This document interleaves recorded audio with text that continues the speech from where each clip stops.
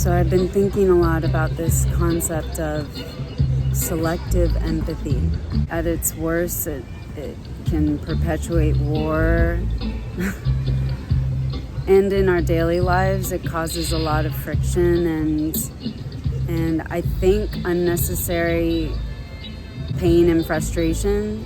Essentially, if you're approaching any situation, any challenging situation, with a been there, done that type attitude, or you're approaching someone else's point of view and them speaking their mind and their perspective, and you're meeting them as separate entities that are against one another, you're ultimately determining the outcome of the situation before it even unfolds.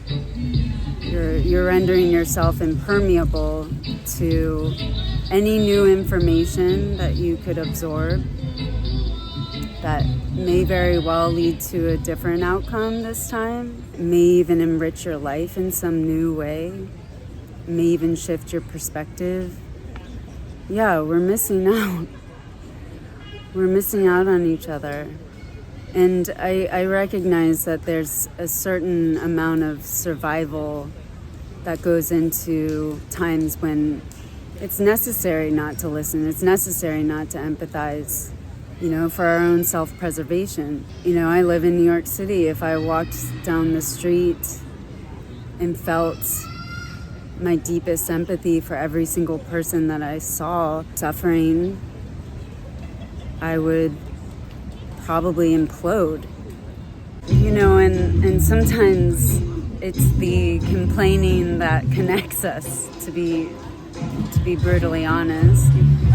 There are those times when maybe you have a situation at work that you've dealt with time and time again, and your comrades and you have been through the battlegrounds together, and meeting the next time it's going down with a begrudging attitude is your way of connecting and feeling not alone in that space. And that's all good. That's necessary too sometimes. But I think it's our default too often.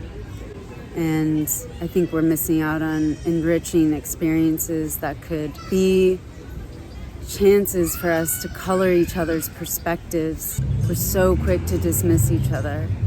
So here's to not dismissing each other so readily. Here's to not missing out on as much. Here's to us getting along a little better.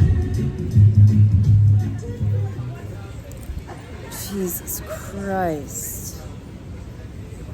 Fucking piece of shit mosquito just watched it fill up with my blood. Jesus. Fuck. Bastard.